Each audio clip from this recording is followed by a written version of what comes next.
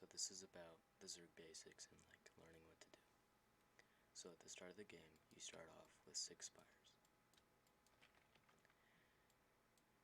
which gives you around like 500 income.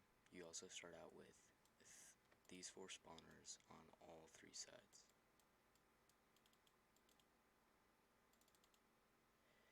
So you also start out with 27 supply, and with that supply, you can do 1 spire and 3 like normal spawners, like a slowling or a creeper. You could also do a bankling or a tankling, but that's a pretty bad idea and a waste of your money. Or you could do a spire and 4 strikeling spawners, and you could also just do like like 9 strikeling spawners or a bunch of slowling spawners or creeper spawners. But usually you're gonna make like 1 spire, and then you're gonna put the 3 spawners wherever. So like 1 here, 1 here, 1 here. If the players are pretty even, or if like there's one guy you don't like or he's really good, you could put like 2 on him, 1 on the second best, or 3 on him. Really all depends on who's in your lobby. So you start out with 500 eco or so, and so you at the start of the game you want to instantly route. So what you do with routing is you send this spawner here and then here, and you shift and right click to do that. And you also send 1 here, oops, you also send 1 here and here.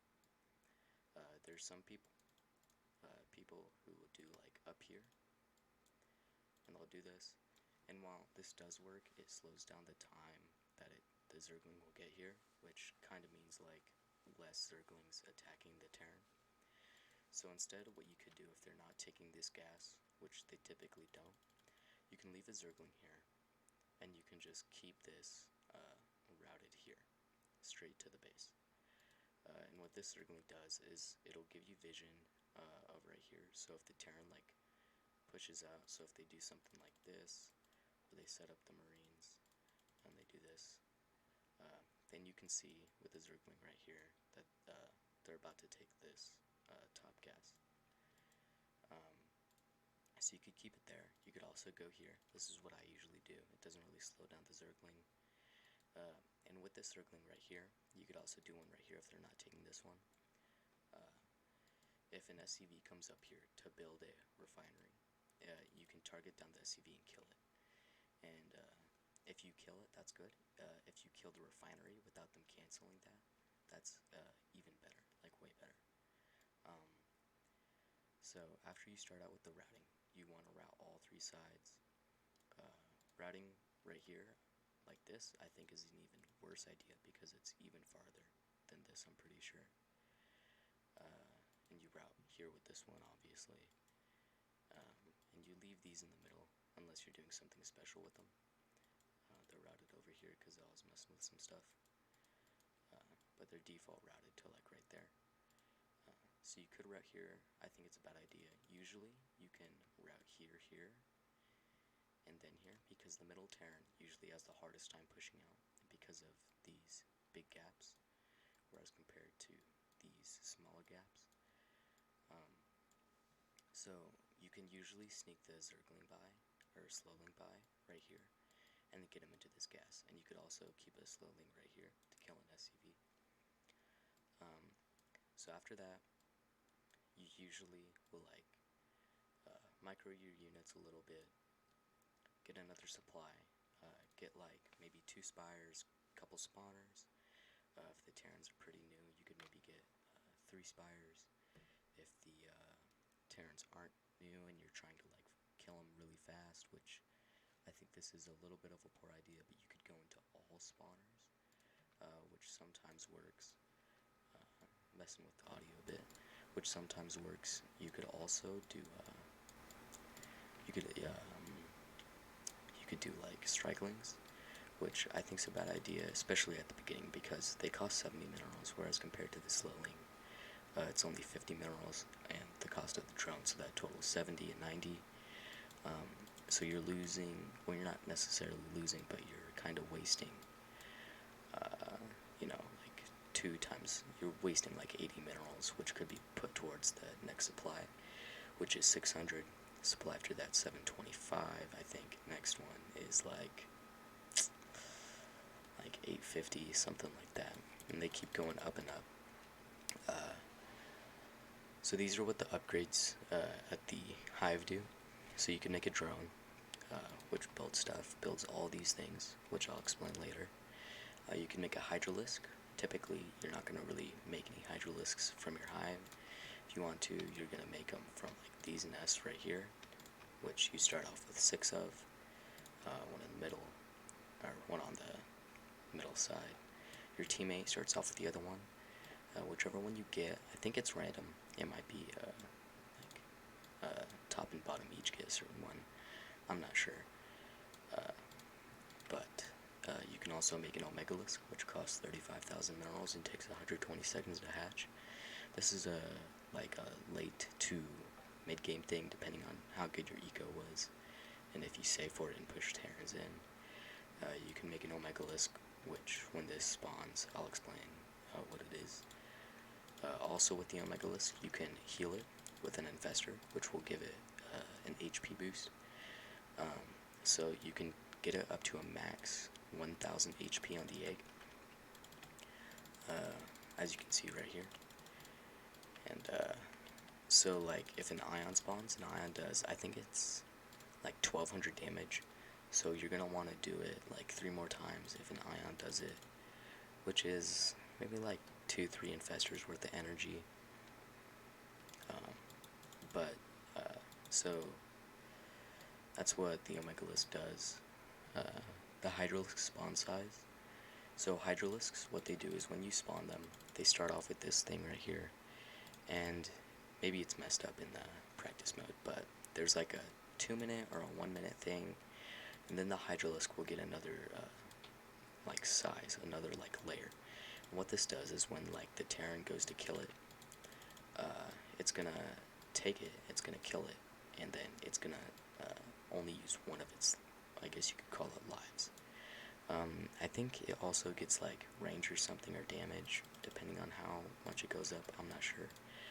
But there's 3 different spawn sizes, so like after 6, maybe 9 minutes, you'll get it up here. And yeah, so the range goes up to 8 when it's at the max size. I assume it's like 5, 6, 7, 8 for each layer, and the damage stays the same. Armor goes up to, or no it doesn't, I'm dumb. But the layer does, so it'll have like 3 lives, and then on the 4th one it'll die after it's killed. This is what the Omegalisk looks like. You can upgrade it. Has 15,000 HP. Basic damage is 45 and 140 versus structures, and has a 2.7 range, which is like almost the same as a fire bat. And they can also see up to these spots, so if you walk it up here, you can kill stuff right here. And you can also, like, usually a Terran will have like their Conyard right here, which will cover walls right here. You can kill both walls at the same time, especially with Unified. And then with the Enhanced Plating, it costs another 35,000, doubles the health of the Omegalisk. You also can't heal the Omegalisk, and a lot of people make that mistake. So then there's Zerg attack damage, which increases the attack of all Zerg units by 25%, and there's 50 of these. So at the max, the Omegalisk will do 1890 damage versus a structure, which is like a wall or something, like any type of structure basically. Then there's Zerg movement speed. So to strikelings, which is these things, it only does a 15% speed boost because they're pretty fast as it is, which will total after the 3 upgrades to 45% speed boost. And for all other units, it does a 20% speed boost, which totals to a 60% speed boost. Important thing though, with the packed mass upgrade on the slowlings, it takes away 40% of their speed. So after the 3 upgrades, a packed mass slowling will be moving at the speed of a one speed upgraded slowling. And these apply to I think it's all Zerg units, and it's shared between both players. So are the Zerg attack upgrades. And then there's supply, which it goes up in price every time, and it gives you a 45 supply thing, which you can spend on spawners, spires. You could spend it on mineral containers. I think that's and also infestors buildings, which we'll get to in a second. So another thing with the spire is that it has a greater mineral extractor thing, which produces 4 times minerals, or 4 times as many minerals per minute. So it's kind of like 4 normal extractors. And these are good if you have like not that many spawners and stuff. And they're also like good if you're just trying to up your eco really fast, like mid to late game. So now let's go on to the units. So the first units you are able to build are the slowling, the creeper, and the strikeling. The slowling costing 50 HP, the creeper spawner costing 50 minerals, the creeper spawner costing 65, and the strikeling costing 70. The supply for these are 4, 4, and 3 for the strikeling. The strikeling, you can only get 30 spawners, otherwise it'd be a little OP, but you can only get 30 spawners. And the upgrades for these starting ones are the packed mass upgrade, which we've explained previously, but it's a 40% speed reduction, but a double health boost, or double the HP, so it totals to 50 HP after the upgrade, but it moves way slower. The packed mass upgrade, it's good against like Reapers. If they don't have many Marines, or if they don't have Shatter, you could get this upgrade and it'd do probably fine. It's really dependent on the situation, which you'll learn as you play. Strikelings have an upgrade on their thing, so they don't actually have like a special ability upgrade. But instead of having an upgrade spawner, which doubles the number of the spawns it can make by 2, it has this thing where it will double, or it'll increase the spawns by 1 and allow strikelings to take 2 hits before it dies.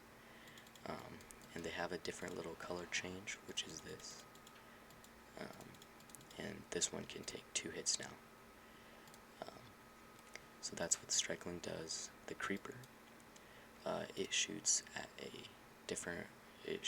a range rather than melee, like the what's it called? Like the slowling and strikeling. And so with that, you can do a lot of things with it. It also has this ferocity upgrade, which allows the creepers to gain 0.5 damage for every attack it does to an enemy. And the enemy includes any unit, any structure, so like walls. And this is a good counter for things like this. So say the Terran has these, and they, say they have like 4 defenders and unified and a couple fortification upgrades. What you can do with this ferocity upgrade is, instead of being unable to kill the wall, which it can do very quickly with 50 attack, with it you can build up the attack, and then over time you can kill the Terran's wall instantly. And the Terran's counter to this is usually like Marines with Shatter or Shock Troopers, which they'll run over EMP or kill with the splash AoE damage the Shock Troopers have, or come over, overcharge with Shatter and kill them. You can kind of like move the creepers around so that they don't get killed and come back, which usually doesn't work. Sometimes it does, really depends on the Terran skill level. And then you can come back kill these walls. But next, we'll move on to the infestors. So the infestors have they gain an energy every in-game second, one singular energy, and they get, I think it's 3 energy for every hit they do to a structure. And they also spawn with 50 energy. They're 200 HP as well.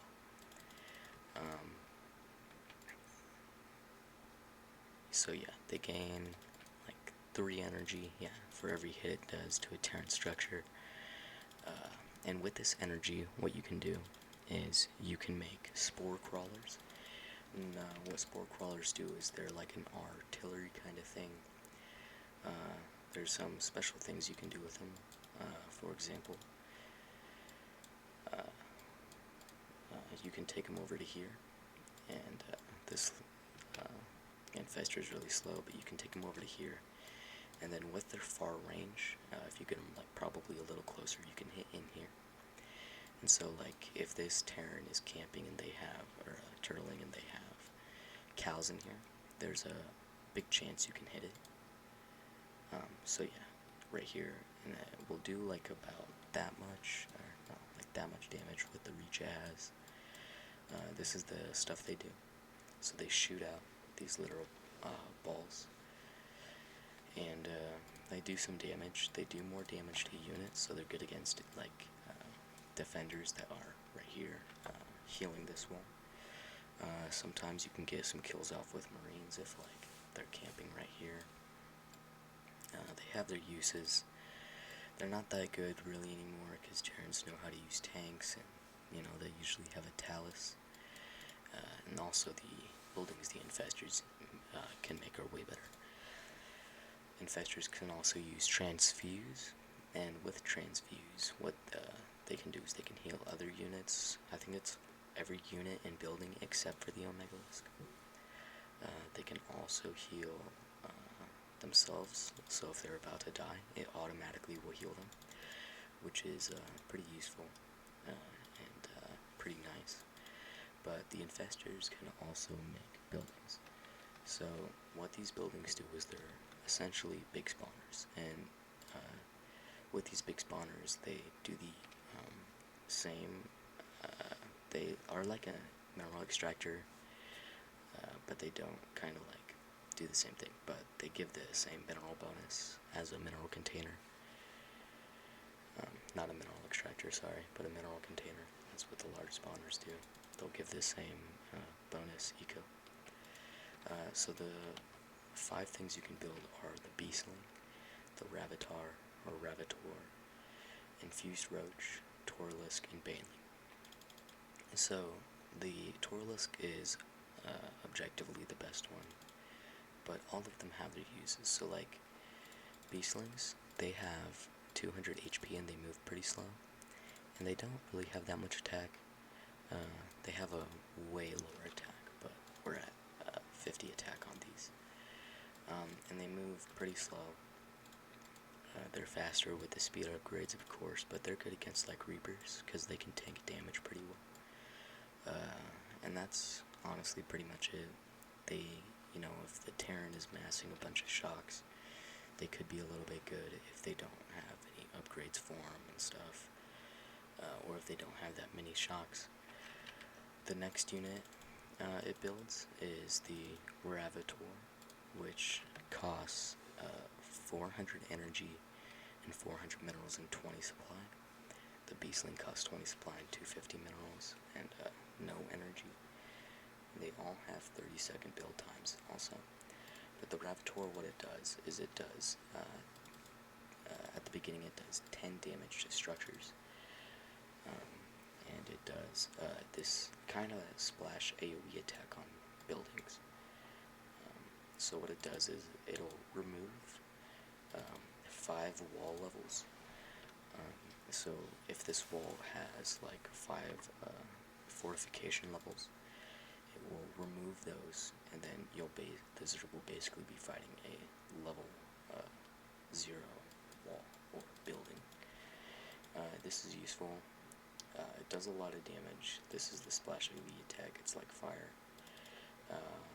without, max walls up against 50 attacks, it shreds through pretty easily. But these are also very helpful if you combine them with the ferocity upgrade creepers have. The next infestor unit is the infused roach. What the infused roach does is it will infuse units, which will do kind of like the ability that infestors have in melee fungal growth. It'll kind of hit them with those. If they're close enough, automatically, doesn't cost anything, and it will slowly take away their HP, which is really useful. These are good in groups of 2 and stuff, and they boost a roach's attack speed and movement speed. And it's really useful if you have some roach balls. And also does a decent amount of damage without any upgrades and stuff. The next unit is banelings. Banelings do just what a normal baneling does. They explode. They don't hurt your own units. Unless you focus fire it. But normally they don't. They do a little bit of damage if you These are good against Marines, so they work against elites if you group them up with maybe a Torlisk or a lot of roaches and stuff. They work well against veteran Marines if you group them up with other units too. And they're really good against T1 Marines. You can explode them in balls, and if the Terran is pushing and they ignore Baneling spawner and it spawns, it can shred 20, 30 tier 1 Marines, which is really useful. It's also really good combined with an infused roach and a roach ball. Banelings really have their uses. It's not a super good unit all around. They can also bust through walls pretty good. I've seen some Terrans get busted in late game by a lot of banelings. I think the cap for it is 15 or something that you can make. I don't know, it gets pretty weird late game when you have a lot of things. The final unit, and I guess the best one, is the Torlisk. The Torlisk it's kind of like a mini Omegalisk. It doesn't do as much damage. It has, I think, the same amount, a little bit more armor. And it is a melee. It has 2800 HP, and it walks faster with upgrades. And these are good tanks. They are pretty good against elites. Basic Marines do, I guess that would be no damage with no upgrades, and they would do 2 damage with an armory and a penetrating laser upgrade to the Torlisk. Elites do more damage, Vets do more damage, so they're pretty good against Terran Marines if Terran hasn't teched up to it, and they are still really good against elites and stuff, depending on how many they have. But these are all locked by some things. So there's 5 armor upgrades, 1, 2, 3, 4, and 5. And what these armor upgrades do is with armor 1, you can get infestors and tankling, or no, not tanklings. It ups the armor by 1 or 2 for tanklings, which is why they really aren't good in the beginning. But it allows you to get infestors and tanklings. Armor 2 allows you to get roaches, and it also allows you to get infused roaches and maybe ravitors, I'm not sure. Armor 1 I think allows you to get beastlings too. The next armor allows you to get primal roaches. Primal roaches are really good against, or decently good against T1 Marines. So they're good against if they are massing T1 Marines and pushing you. If you take up the primal roaches and then send them at them, it'll stall them until you can get brutalisks out. The next armor upgrade is ultralisks. Ultralisks, or armor 4 allows you to get ultralisks and mineral containers. And armor 5 allows you to get brutalisks and toralisks. So If you see a Torlisk, it means that the Zerg has Brutalisks, and if you see a Brutalisk, it means the Zerg has the ability to get Torlisks, depending on if it has the energy or not. So that's what the armor upgrades do. The armor upgrades, I think also, like if you get the Primal Roach upgrade and stuff, and you get all the upgrades, Roaches are better than Primal Roaches, especially with the Infused Roach buff, and with Movement Speed 3, and like the Tar Roach and things. And the upgrades for Roaches are pretty good. You have Tar Infection, which when it hits a Terran unit, it'll do like a fungal growth thing. And then if the Terran unit dies while it has that thing on it, it'll turn into a Tar Rush, which is like a mini Roach that has increased movement speed, and I think a little bit less attack speed. But with the Tar Rush upgrade, what it will do is, if the unit dies, it will spawn a Tar Roach at it. So like if I kill it with the upgrade on, it'll spawn this little Tar Roach, and this thing moves pretty fast. You can get a lot of good kills because of this upgrade, and it's a good counter to Team 1 pushes if you have enough of them, and infused Roaches. But that's the upgrades for the Roach. The Primal Roach spawner, oh, by the way, these total to 2.5 thousand minerals, I think. But the Primal Roach has an upgrade that reduces the build time of it from 8 to 4, which is a, is half of what it would be. It shares with both Zerg players. By the way, some of the upgrades, they don't share with both. So, like, the 2 Roach upgrades share with both, and the Primal Roach shares with both, and the Bankling, though, doesn't, Ferocity doesn't, and Packed Mass doesn't either. But these 2 do. For Brutalisks, there's no upgrades. There's just upgrade the spawner number. And I think that's all the spawners, right? There's Ultralisk, yes. So the Ultralisk doesn't have like ability upgrade either. It just has the upgrade number of spawns. So that's all the units. I forgot to say that the Torlisk has a 90 supply, which is 2 supply upgrades and 1,000 minerals, and 1,000 energy and 3,000 minerals to build. Infused Roach is 40, which is a supply upgrade minus 5, so you can get it in 1 supply upgrade. It's also 700 energy and 700 minerals. There's the Ravator, which is 400 energy and 20 supply, which is, you could get 2 of them out of 1 supply upgrade. Bane is 25 supply and 500 energy and 500 minerals.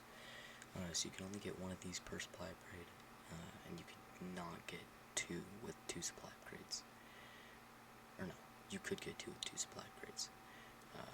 You could get 3 actually with 2 supply upgrades. You can't get 4 though, because that totals to 90 supply, and there's 25, so 75. Still need that 10 extra supply. And that's kind of like the basics. We went over the Zerg units. There's no special abilities for these on the buildings. We went over the Zerg units, routing, which is a very important thing. Always route. That way the Terran can't take a 3 gas expansion at the beginning of the game and then steamroll you. What you really want to do as Zerg is just delay the Terran from pushing you as much as possible and killing as much eco while you build up and tech up and stuff, and then you can kill the Terrans later. There's things you can do, like pissing off the Terrans so much that they just leave the game early because they don't know how to deal with focus. And if they leave before 11 minutes, that's a really big thing because it'll take away your eco depending on where it's at. And if it's before, I think it's 2 minutes, it clears these spawners that you start off with and these 2 mineral extractors. So your main goal is to kill them either after 11 minutes or eco really hard before they kill you, or before you kill them, or they leave, and that way you can pay off the mineral deficit thing. Like, it takes away your minerals. That way you can pay it off really fast. That's really what you want to do, is just delay the Terran as much as possible and then kill him late game. If Terran's going for a turtle, which I'll probably have another video out in like a couple days of me explaining a turtle build made by Opal, which I've kind of like changed my liking. But you can if you see a turtle build, kind of like try and kill that as much as possible. A team 1 rush, pretty common amongst a lot of pro players, really good players. That's what they do. That's really dangerous in like 1 or 2 people, and it's pretty much unwinnable with 3 people. It's even more like kind of unwinnable against 2 people, and then one is turtling and supplying them energy. Really hard to win in general. You really gotta have like not that very good Terrans up here, and your teammate helps you out. And that's really the thing. 6 good Terrans will always beat 2 good Zergs, no matter how good the Zergs are. You know, and that's just how it is. But you rarely ever see that. And when it does, it's usually like Terrans in parties.